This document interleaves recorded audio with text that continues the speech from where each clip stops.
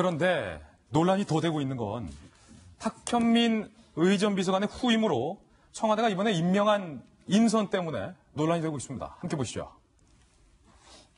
바로 탁현민 후임에 이벤트 전문 전 MBC PD를 임명해서 아직도 이렇게 외교적 결례 실수에 정신을 못 차렸다는 지적이 나오고 있습니다. 이분이에요. 홍희경 전 MBC CNI 부국장, 의전 비서관실 선임 행정관에 임명이 됐는데 MBC PD 이후에 공연, 전시, 축제, 행사만 담당하는 의전 전문가가 이번에 청와대에 또 임명이 됐다. 김배 박사님. 네.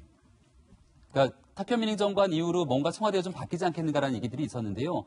여권 내에서는 지난번 3.1절 100주년 기념식 같은 경우가 대대적으로 이 정부를 홍보하고 굉장히 의미를 찾겠다라고 하는 행사라고 봤는데 실제로 그 뒤에 있었던 평가를 보게 되건데 탁현민 행정관이 없어서 그런지 홍보가 잘 안 됐다라고 하는 지적도 있었다는 겁니다. 그래서 더더군다나 과거에 있었던 탁현민 행정관을 잊지 못하고 이렇게 새로운 인사를 한 것이 아니냐라는 평가가 있는데요. 지금 외부에 나가서 있게 되는 대통령의 의전 문제에 대한 여러 가지 실수들이 대한민국에서 아주 오랫동안 경력을 쌓아놨던 전문 외교관들이 있음에도 불구하고 그들의 도움을 제대로 받지 못했기 때문에 이러는 것이 아니냐는 지적이 있거든요.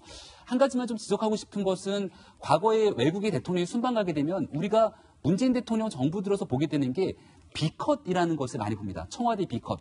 B컷에 빠지지 않는 게 있어요. 청와대에 있는 실무 직원들이 같이 모여서 밥 먹을 시간도 없이 컵라면을 먹는다. 예. 이런 내용들이 오게 되는데 이게 뭐가 중요합니까? 이렇게 사람들의 감성을 터치하면서 이벤트 쇼적인 요소들을 가미하는 것보다 훨씬 더 중요한 것은 정상의 외교 속에서 갖춰야 될 가장 기본적인 문제거든요. 근데 그 기본을 제대로 행사하지 않으면서 외부로 격까지 보여주는 것에 집착하는 모습을 보이는 것이 사실 과거에 탁현민 행정관이 보여줬던 쇼의 이벤트였다고 저는 개인적으로 생각합니다. 이건 집착이다. 그러니까 문재인 정부가 사실 지지율을 굳건하게 받치고 있었을 때는 이런 탁현민 행정관의 쇼에 대해서도 굉장히 국민들이 박수치고 즐거워할 수 있는 요소가 있었지만 정부의 지지율이 계속 빠지고 있는 상황 속에서 한 걸음 한 걸음이 살얼음판 내딛는 것과 같은 상황이라면 진짜 문재인 정부를 지지하고 여권 내에서 대통령을 위하는 사람이라면 이럴수록 정도를 걷기 위해서 이런 인사에 대해서는 좀 배려하지 않았어야 되는 생각을 갖고 있습니다. 예. 우선 한두 번 실수도 아니고 이렇게 여러 번 계속해서 같은 방식의 실수가 일어난다는 것 자체가 매우 잘못된 것이고 이건 뭐 입이 10개라도 할 말이 없을 것 같습니다. 그래서 앞에 말씀하신 여러분들 말씀이 전부 다 옳죠.